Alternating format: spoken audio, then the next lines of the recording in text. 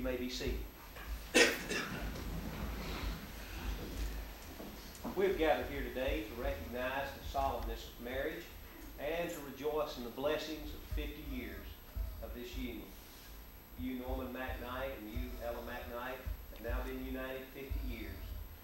To mark the commemoration of this festive occasion and to remind all of us of the sanctity of marriage, this reuniting ceremony shall serve as a renewed pledge to one another. Before exchanging these vows, I would like for us all to take a look at marriage and to review its meaning. When God made man, He saw that man was lonely and unfulfilled, and He said, "It is not good for man to be alone." And therefore He made man a helpmate. The purpose of marriage is rooted in companionship. People are lonely, though the world offers many diversions, and we find companionship in marriage. This is the purpose that God had for marriage. Mr. and Mrs. McKnight have enjoyed a lifetime journey of fellowship and friendship. Secondly, in reviewing marriage, we find the provision of marriage was made by the Creator Himself. God stepped down from His glory and resplendence and walked in the bowers of Eden, performed the first nuptials of Adam and Eve, putting His sanction upon marriage. Jesus attended the wedding at Cana of Galilee, and He said that it was good for man to have a helpmate. So we find that God is the one that has provided the ceremony of marriage. Jesus also pointed out the seriousness of wedlock, telling us that we need not to enter into marriage lightly. He said, "What therefore God hath joined together, let not man put asunder." The preparation for marriage is a call to commitment in sickness, health, rich or poor, until death shall part you.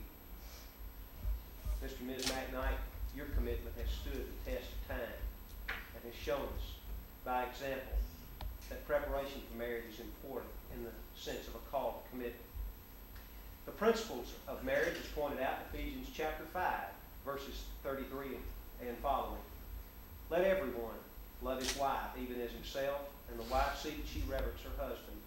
These principles of marriage give us instruction on how we might have a happy home. That is, in placing the other's good above our own. Marriage is not 50-50. It's 100% caring for the other. Communication, kindness, and the commandments of God are the principles that make a happy home. You taught us this by your years of success. Finally, the responsibilities of marriage are crowned by the pleasures of marriage.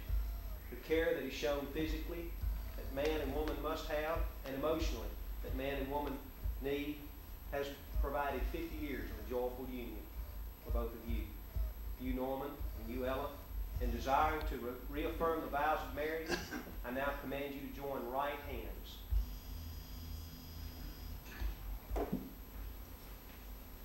Brother Norman, it's been my pleasure to know you closely and personally.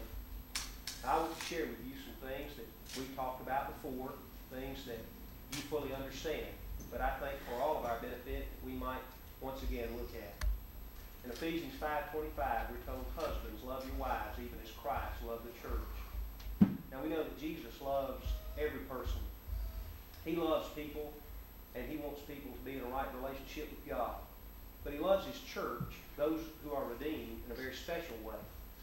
And that intimate relationship is a picture that you have in the relationship that you should have with your wife.